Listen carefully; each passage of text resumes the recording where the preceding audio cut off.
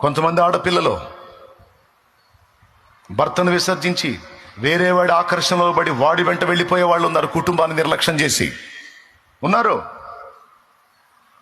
కష్టపడి తీసుకొచ్చి పొద్దంతా చాకిరి చేసి భర్త తీసుకొచ్చి అన్నీ పెడతా, వస్త్రం దగ్గర నుంచి తిండి దగ్గర నుంచి కోరిన సమస్తం తీసుకొచ్చి ఇస్తా, ఇంట్లో కూర్చోబెట్టి బతికిస్తా ఉంటే కొంతమంది స్త్రీలు సెల్ ఫోన్ తీసుకొని వేరే వాడికి చాటింగ్ చేస్తూ ఉంటారు.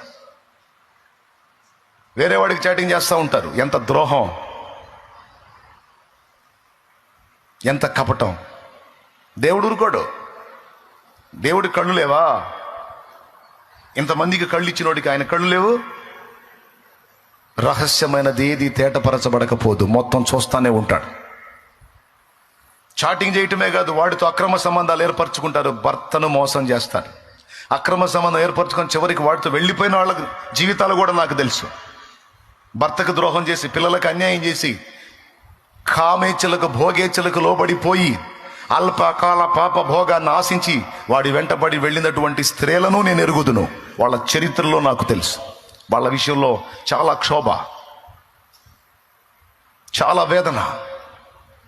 వెళ్ళిపోతే ఏం జరిగింది? కుటుంబం రోడ్డు పాలైపోయింది, పిల్లలు అభాగ్యులైపోయారు. పోయిన నువ్వు సుఖంగా ఉన్నావా? ఉంటావా? ఎన్ని రోజులు సాగిద్ది నీ భోగం? రాదా దేవుని ఉగ్రత నీ మీదికి? పట్టుకోదా నీ పాపం నిన్ను? నీ అనుబంధం, నీ ప్రేమ, నీ ఆప్యాయత, నీ అనురాగం ఎవరు పొందాలి? నువ్వెవరికి పంచుతున్నావు?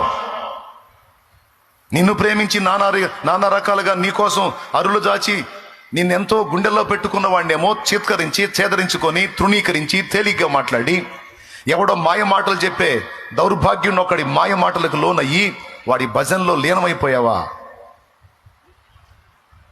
నువ్వు మారు మనసు పొందాలి.